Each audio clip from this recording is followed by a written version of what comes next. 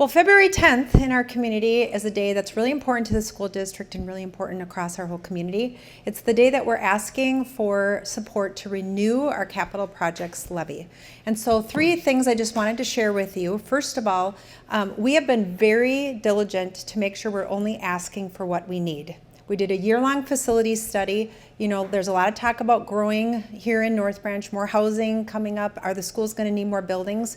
We did our due diligence. We do not need more buildings. We're doing some adjusting within the current building structure. And so we're only asking for what we need, which is focused on this levy.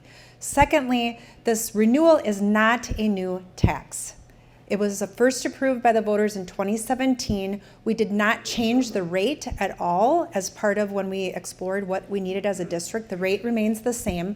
We know that since 2017, people's housing values have gone up over the last 10 years. It's likely to happen over the next 10 years. That's the only thing that can impact the amount of money that a voter is paying. So for example, right now if a home value in our community is $350,000, it's about $105 a year, which is very different than the asks you're seeing in local communities. So I want to make it very clear about what a renewal on a capital projects levy looks like.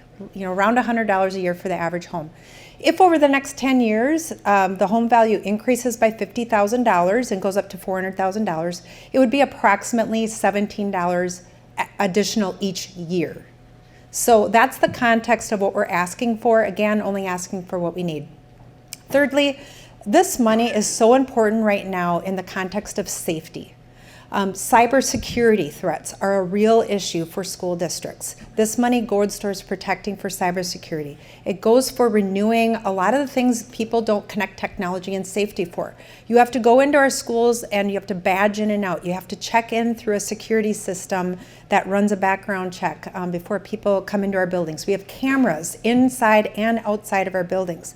All of those are examples of things that this capital project levy pays for. And then in addition, we've done a really good job of keeping our costs down for utilities because we've invested in automated systems that regulate temperatures, regulate some of our processes, and it keeps our costs lower.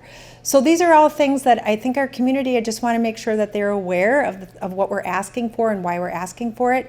My email is spaul@isd138.org. Anytime anyone has a question, please ask. We also have a number of community conversations coming up. So, renewal of the Capital Projects Levy, February 10th. Please vote at Main Street Church. If you're looking for early voting information, it's available on our website. We look forward to supporting our schools for safety and infrastructural needs that serve the best interest of our entire community.